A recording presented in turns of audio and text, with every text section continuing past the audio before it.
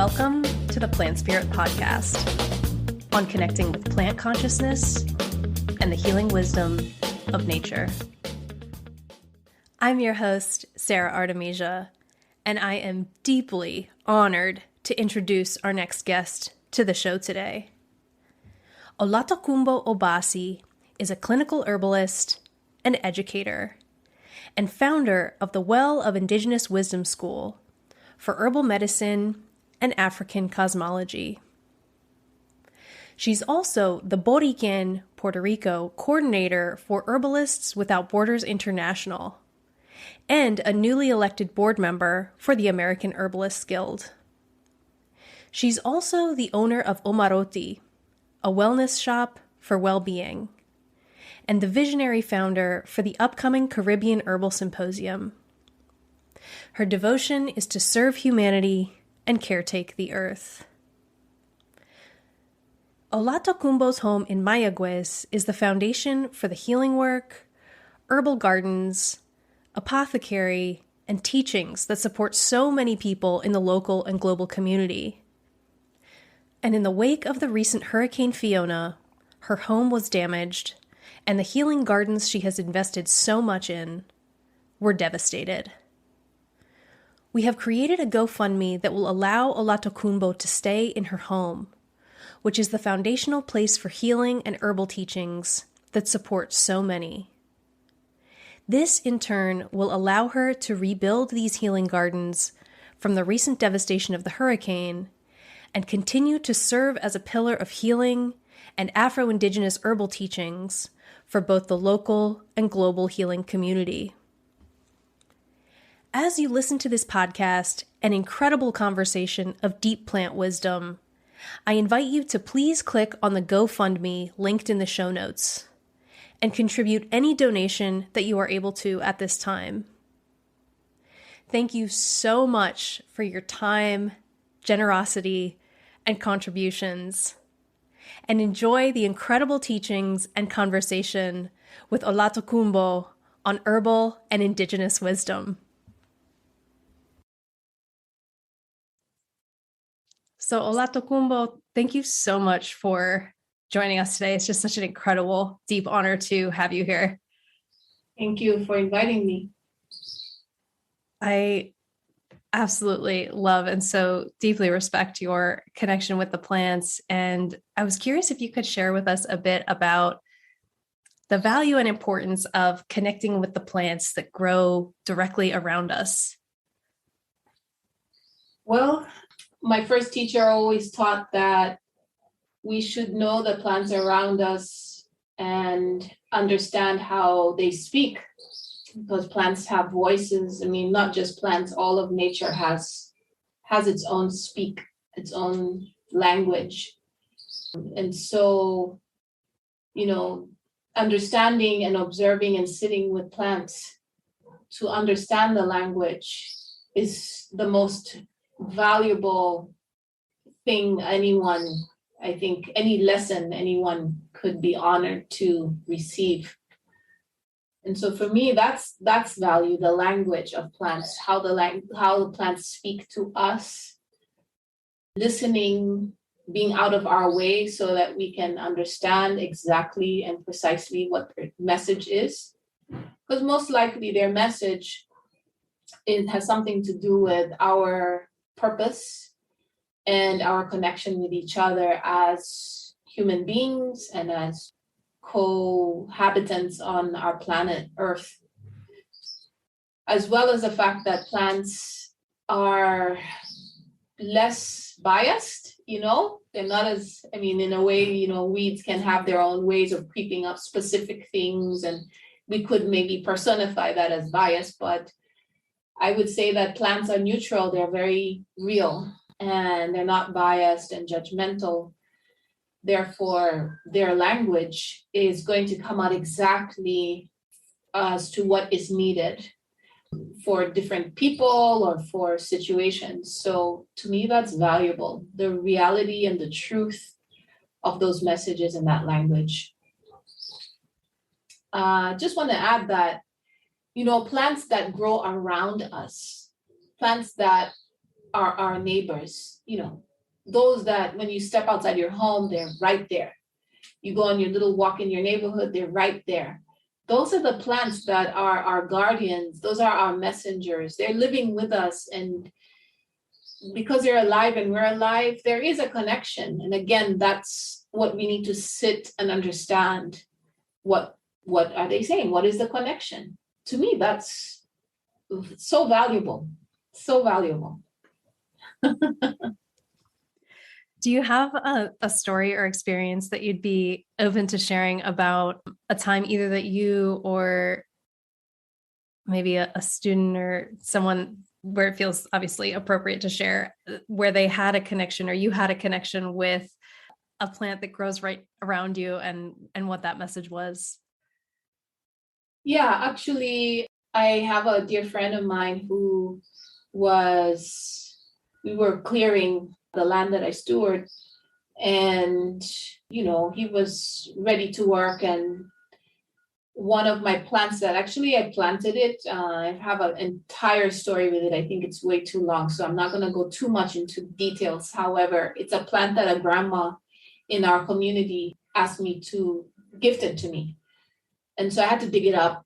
And when I dug it out, there was a black snake underneath in the soil. And unfortunately, I killed it with the shovel. So, I gave it a burial and took the plant. And this plant is called Ceiba, which is a very, very sacred plant on the island of Boriké, where I live, to the indigenous people here, to the Taino people. So the grandmother the elder who gifted me this plant, who was a Taino elder, she was happy that I was able to clear it, and she was happy that she was able to gift it to me. I planted it in a couple of places. It thrived, and then I had to move. So now I moved, and now I'm here, and I planted it. And it wasn't doing too well.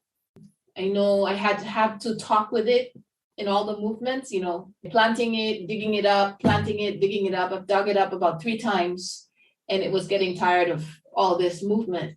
But I couldn't leave it behind. It's such a sacred plant. So moving forward, it wasn't doing too well. I had put a wind chime on it. And I noticed once I put the wind chime on it, leaves were falling. It was getting naked. So I removed the wind chime.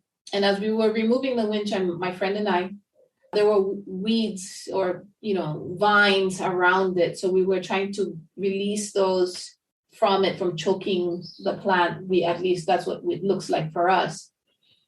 And as he was doing it, he was doing it with, I think he didn't respect Ceiba or the weeds. That's what our reflection is on it. And because some Ceibas, especially young ones, grow thorns, the thorn scratched his left thumb. And all of that has meaning, right? The left side of the body, the thumb itself, the scratch on his thumb. He's the one who got scratched, right? And his attitude while clearing the Ceiba and so many things. There are many factors. So that's all part of the syntax of the plant relationship with us. And he recalls that till today, he still has a scratch. And he's like, I will not forget the lessons of Ceiba, which is respect me. Don't come here with trying to rush and with a mentality of, bias. Come to me with respect. Come to me with gentleness. Even though I look fierce, there is a gentle side to me. So that's one story. There are many other stories, but we don't have time for all of them. Well, thank you so much for sharing that. It's so powerful when we can really listen to what the plants are sharing in so many ways. And I'm curious, in your experience, how does connecting with plants really teach us to relate better to people? Yeah. Each plant has its own aura, its own sound, its own language. So, and some actually, it's interesting, like botanical families, for instance, how they all have their individuality, but they're really similar, and it's very symbolic to, in many ways, like nations or ethnicities of people, whereby I'm African, for instance, originally, and there are people of Afro-diasporic descent, Afro-Caribbeans, Afro-Americans from the United States, and we're all of similar ethnicity, but we're also different, right? So it's a similar thing with like an Asteraceae family, and then you've got, feverfew and chrysanthemum and, chamomile, right? They're all similar but different. Of course, we can identify them botanically, like, how amount of petals or sepals and all that. However, the differences is the different languages is what we need to tune into. So I think people need to sleep with plants and sit with plants and drink the plant and not be so caught up in the monograph of the plant, but in the essence of the plant itself, and see it in the nighttime and in the daytime, and when it's raining and when it's full sun, what changes happen around that plant. That's part of the language of the plant. So I think people can build a deeper connection by observation in the different circumstances. Yeah, it's so important to do that. And in your experience, how does tuning in with the essence of the plant help us connect with people as well? Because I feel like there's this important mirroring process that happens with the plants, or in my own experience, I experience this mirroring process of when I tune in deeply with the essence of the plant and who is this being, I understand my own self better, I understand my own nature better, and I understand the nature of what it means to be in relationship, period, with any being anywhere. Sure. I see that allowing plants that are around us and that come to us are usually just right for us at that moment. And that's when it's easier to go into the reflection exercise between plant and person to understand aspects of oneself. That's when that mirroring seems to me far more important, far more powerful, empowering, and so obvious, even though it may not be obvious to many people, but so obvious until people wake up to it. Sometimes we don't notice, but it's there all the time, because plants obviously, don't make noise like animal kingdom beings. When I've sat with plants and I go through, people sometimes ask me, what's your favorite plant? I don't really have a favorite plant. I could have actually a favorite. I could say today my favorite plant is moringa, but tomorrow, next year, it might be something else. It just, because what's going on with me right now requires the moringa essence, So in a way, that to me is the essence of connection. Sometimes the plants are calling you and you just feel like you just want to take that tea or that, eat those flowers, or when you're around it, you just feel, relaxed. And, some plants show you visions and you feel so great around it. I planted a lot of plants and I forgot that I planted mugwort. And just a couple of days ago, I was out there and I saw mugwort.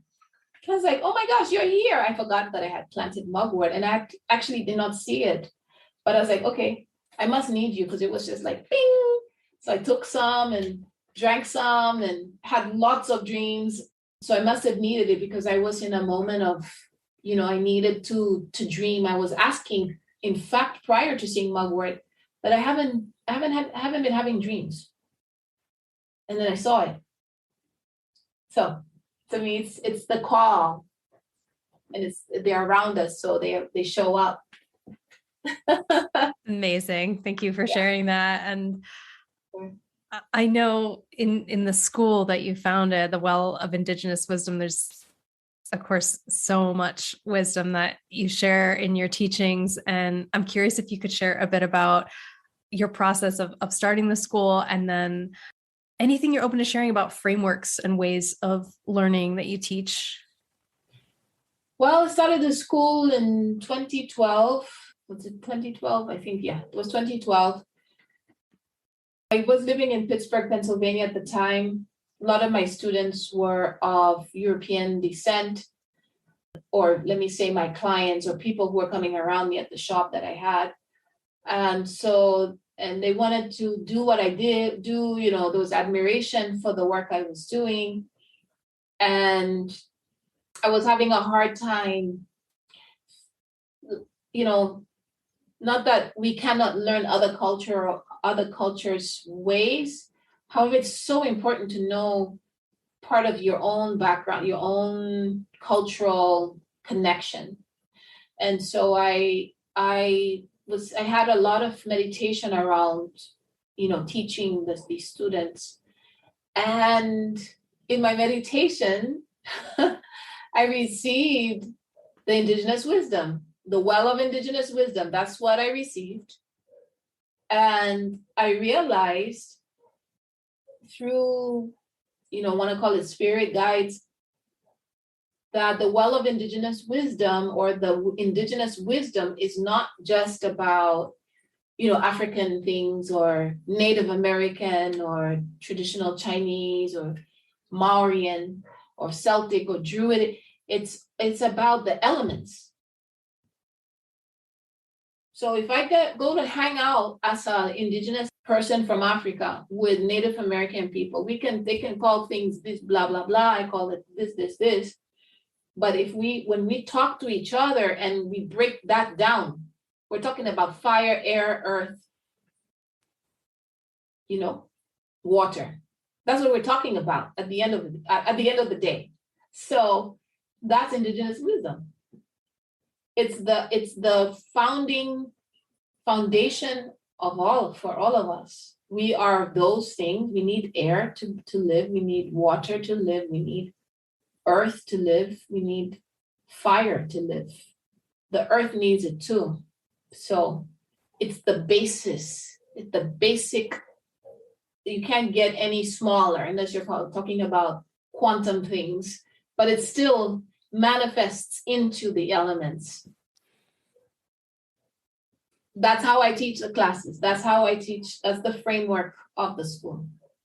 And of course, then, put dresses around it as far as what, for me, culturally related and relevant aspects are. So, I'm Afro-indigenous, I'm adopted Taino, I am African from Nigeria and Kenya. What are the teachings I learned from there?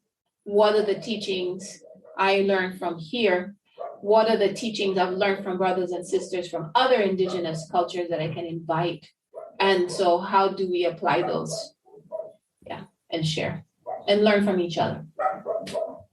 Amazing. Thank you for sharing that. Mm-hmm. Sure. I know that one of the frameworks that you work with a lot in this relationship with the plants and the earth is how indigenous wisdom asks us to be accountable to all of our actions on earth and to all life therein. And that feels really important. It feels really, really powerful and important as this time that we're in currently, and as we move forward on the planet as humans. And I was curious if you could share a bit more about that. Like, why is that so important? And really anything else that you feel called to share about that. It's so important because in the realm of the elements, because look around us. Look around how the air is being affected. The water is being affected. The land, the earth is being affected. Look around us. Look at the fires that spread, that are being ignited. And the fires are the wars. The fires are dislike for one another. We're supposed to love one another, just like the plants love us. When we walk around, for instance, here on the island, there are mango trees around everywhere, hanging mangoes just ready for you to pick. banana trees, ready for you to pick. And, you know, you look at it and it's like, you really love us to provide these fruits. You're not asking me for anything. You really love us. And this, you know, when you asked about the mirroring part, for me, I offer a lot of free clinics, a lot of free service because of that. I learned that from the mango trees and the banana trees and the fruit trees and all the flowers. I learned that from them, that we have to be able to provide love, free love, you know, when not overstepping our boundaries, but we need, there has to be for an exchange of energy in that way. And, you know, we look around us and where there's a lot of issues going on. That's part of the indigenous wisdom. Indigenous wisdom is saying that, you know, hey, the elements are being affected, and the coordination of the elements is what makes this. It's the alchemy of what we're living in. So our honor for indigenous wisdom is, first, we have to come back to understanding that we are the elements and the elements are us. And then next is indigenous cultures who are closer to understanding the elements, understand this very well and have have ways to manage to live in this planet through the wisdom of the elements very well. So that's why indigenous wisdom is so important now more than ever.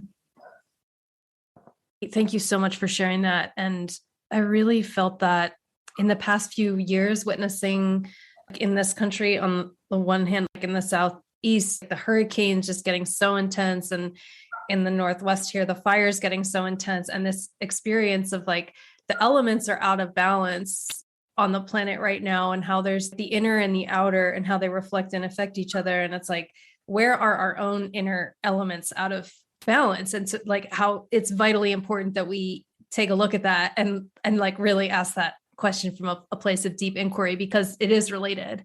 Yeah, it's definitely connected.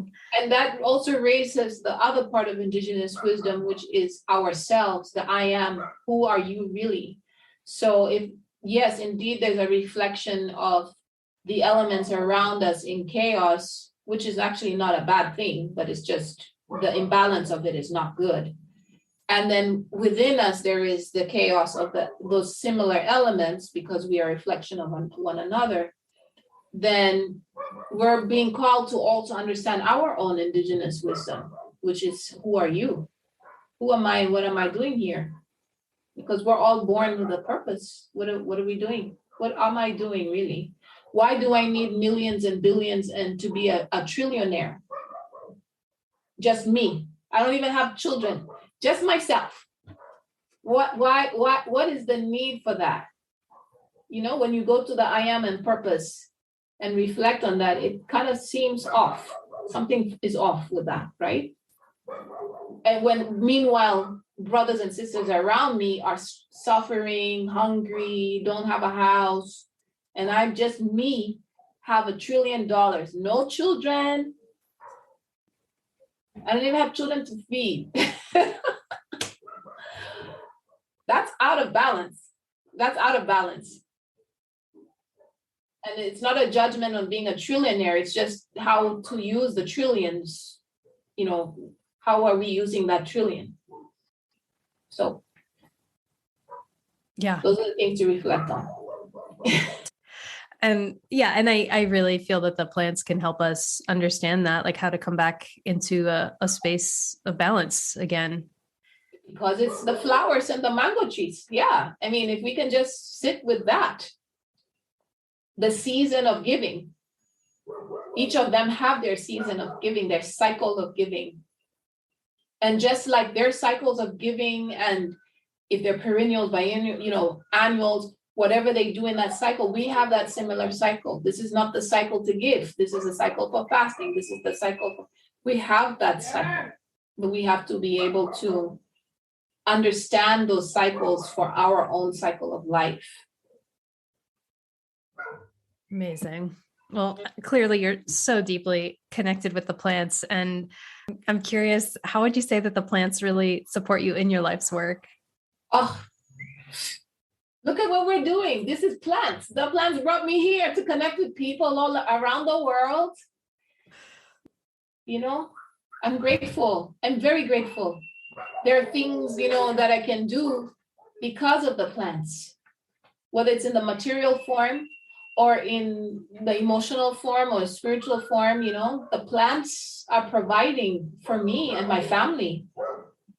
What an honor. I have this honor to be cared for by plants. Yeah. What I'll do for the rest of my life. It's so amazing. I love it. It is amazing. And yeah, I just so deeply honor and respect your work. And so tell us, how can people find out more about you and your work? Thank you. You can find me at wellofindigenouswisdom.com and send me. I have everything there, my phone numbers and email address. Also, I'm on Instagram and Facebook. Instagram, I have 2 accounts, but the main one is Omaroti Well of Indigenous Wisdom, and Facebook as well. Yep. And so any social media, most social media, and those main ones and emails are perfect for me. Yes. Awesome.